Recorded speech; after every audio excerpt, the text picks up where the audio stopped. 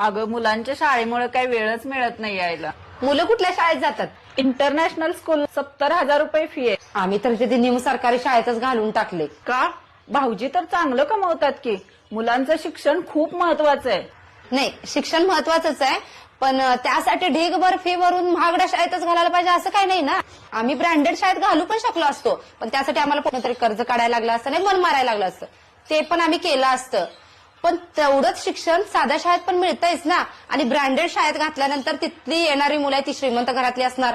त्यांचं राहणीमान, त्यांचं वागणं, त्यांच्या ब्रँडेड ट्रिप, हे सगळं बोलणं माझं पोरगं ज्यावेळेला तिथं जाऊन ऐकेल आणि घरी येईल त्यावेळेला त्याला त्याच्या आईबापाची पण लाज वाटेल. का तर माझ्या आईबाप माझ्यासाठी काही करतच नाहीत, माझ्या आईबापाने आमच्यासाठी काही कमवूनच ठेवलं नाही. बाकीची मुलं किती ब्रँडेड राहतात ह्याचं तर तुलना करायला लागेल. आपल्याला काय पाहिजे की आपला मुलगा यशस्वी झाला पाहिजे, त्याचं भविष्य चांगलं झालं पाहिजे. मग तिथं जाऊन जर तुलना करून तो निगेटिव्ह होणार असेल, त्याला त्याचं जे मिळाले आयुष्यात त्याचा पण कमीपणा वाटत असेल, आईबापाचा कमीपणा वाटत असेल, आईबाप कुठल्या कष्टात ना आपल्याला तिथं शाळेत पाठवतात ह्याची जाणीव पण नसेल, मग काय गरज आहे एवढ्या ब्रँडेड शाळेत घालण्याची? साध्या शाळेत घातल्यामुळे पैसे पण वाचतात, उरलेले जे पैसे असतात की नाही ते कुठं तर त्याला तबला आवडतंय, कुठे क्रिकेट आवडतंय, त्याचे क्लास लावल्यात.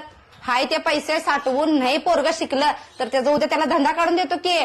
माझ्या मैत्रिणीनं तिच्या मुलाला घातलं ग इंटरनॅशनल स्कूलला. तिचं बघूनच मी माझ्या नवऱ्याचं डोकं खाल्लं आणि घातलं त्या महागड्या शाळेत.